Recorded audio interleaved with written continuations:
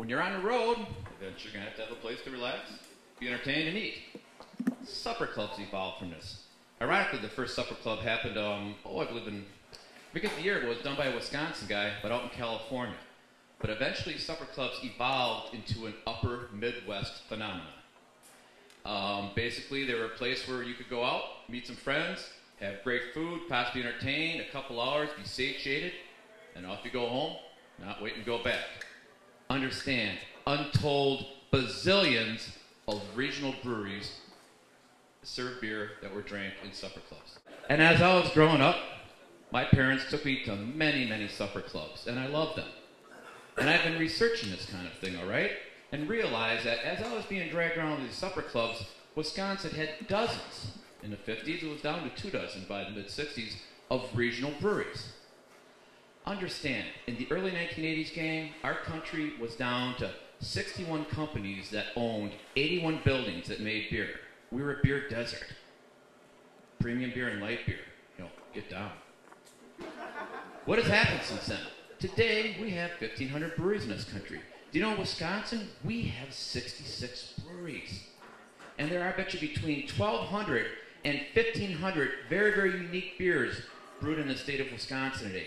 Everything to what we specialize in, German-style lagers, Belgian ales, British ales, really funky stuff that the beer nerd and bloggers love. They're clueless. Overhopped IPAs. Understand, there is more variety of beer in this country today.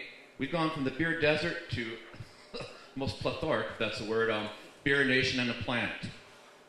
And it's fun. But I really got to thinking, I'm a Wisconsin homeboy. I'm very, very proud of that, and I'm very proud to be a Wisconsin brewer. It's in our blood. If I'm a Wisconsin brewer, why am I not making a Wisconsin beer? I drove Carl and Rodney nuts for a couple years. Hey, I'm driving in between Woodruff and Eagle River. I saw my beer advertised 6 times. What the hell are you talking about? Signs for supper clubs. And we really were busy with growing our other brands and island wheat, and this kind of had to get on the back burner until I got a very fortuitous call from a very good friend of mine whose name is Rob Labriglio, the brewmaster at the Great Dane. Rob and I have collaborated on lots of brews. We've had a lot of fun. And he gave me a call.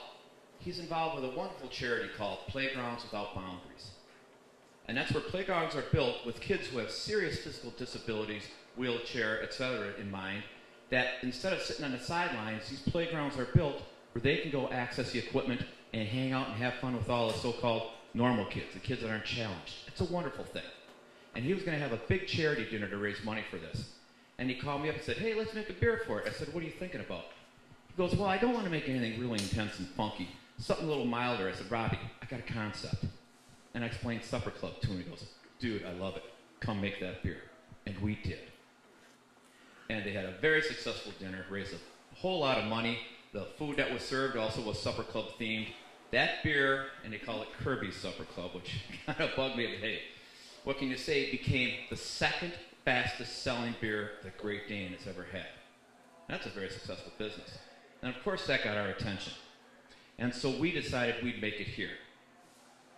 And we did. And we released it in the beer garden, very without any fanfare last year. And it became our largest selling beer out there. People love the beer. What is it? What it is what I call a Wisconsin lager. It's it is based on an American standard lager, like the Buds, the Millers, the Coors. Very, very well-made beers, very, very mild. Can't do that.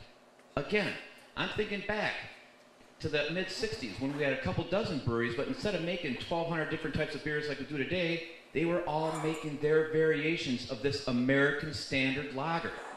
The American lagers back then had more personality, had more soul, represented the community they were from, and the brewing ideals of the brewmaster involved.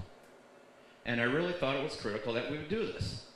An American standard beer has adjunct in it. Anheuser-Busch uses rice. Miller uses corn. This has corn grits. Why do we use these type of materials instead of all malted barley and beer? It goes back to as we were growing as a nation and headed west and started growing our own barley. The barley that we used to make this beer with was not very good. The beer was awful. Brewers, being a pretty sharp pretty sharp, group of people realized that we could take advantage of the starch from corn or rice or what have you, manipulate it in the brewing process, and get it into the liquid to give the beer the strength we were after, but it added little, if any, flavor and cut the harshness of this American barley that was growing back then and made it for a much more drinkable, pleasant product. Now, again, the beers that are made today that are mass marketed are just that. If you're going to mass market something, gang, what do you want to do? You want to offend the least number of people possible. So these are very incredibly well-made, high-quality products. Quality meaning the product does what it's supposed to do.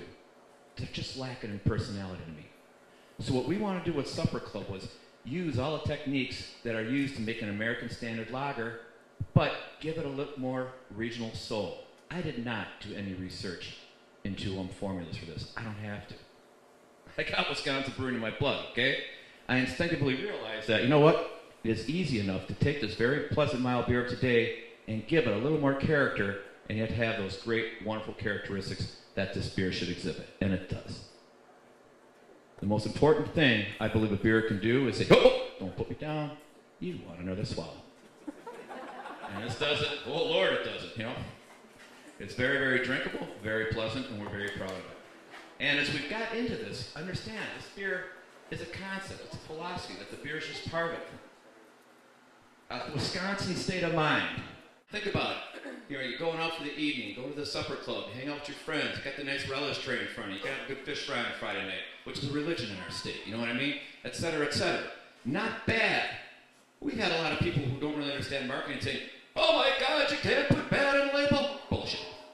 Carl, where are you at? Carl's third generation bar restaurateur folks. They know what they're doing. Carl's father taught him many years ago. Someone's leaving your restaurant. Hey, man, how was your evening? It was fine. Adios, they ain't coming back. Hey, folks, thanks for coming up. How was the evening? How was the food? Hey, not bad. Guess what? They're coming back. If you look at the side of the six-pack, which isn't up there, if you look at the side that's on your table, there's a Supper Club thing there. They're not open for the evenings. The official motto of this beer is, do not pour until 4. Now, I've broken that rule repeatedly, but it's just, all about that. The beer is timelessly refreshing. Yes, it's kind of, we wanted to build it based on a time when, again, America was really starting to peak, and we still had all these unique American-style beers out there, but yet it doesn't mean it's just stuck to be a nostalgic trip to the 50s. This beer will always have soul, based in Wisconsin, and be a pleasant part of the experience forever. And gang, that's what it's all about, the experience. I'm very involved in brewing today, all right? So many people get so hung up on the nuances of liquid, and I've never understood why it takes 65 adjectives to describe a beer. It's kind of ridiculous. What we want to do here is produce a beer that, again, is an adjunct to the enjoyment of life. A good friend of mine's sister is in charge of activities on a small farmette that's owned by the Eline family. Everyone's heard of Joseph Schlitz, right? Mr. Schlitz only survived less than a year in a boating accident to the brewery. It was started in the 1800s. It was run forever by the Eline family. And by the way, we have found hops on this farm, and we are going to cultivate them, and hopefully that will be the hop in a couple years in Supper Club. Again, it's all about our state. Anyways, Joe's sister was telling Mrs. Eline, who's in her 80s, about this beer and its name, and she just had the greatest time, not talking about beer, talking about supper clubs, talking about all the fun she had going out with her friends, and relaxing, enjoying, and maybe having a couple two treats, about the experience, about all the positive things in life. I like cars, and I had the BMW club that I'm part of here last Saturday. And of course I had to bring out this packaging because I'm so proud of it. And I plop it down in front of a couple guys who were really digging a beer. In less than a minute, they weren't talking about beer anymore. They were talking about supper clubs. Hey, have you been to that one? I don't know if it's still open anymore, yada yada. But that's it, gang. I think this is a catalyst to the positive experiences of life, which I believe supper clubs, for me at least, a very big part of. Anyways, I think that's about all I have to say. I would like to thank you very much for coming out. We're very proud of this beer. We're proud of everything we make. I can't see why anyone in the right mind would drink a beer that's from anywhere but Wisconsin this day and age. And so, let's enjoy.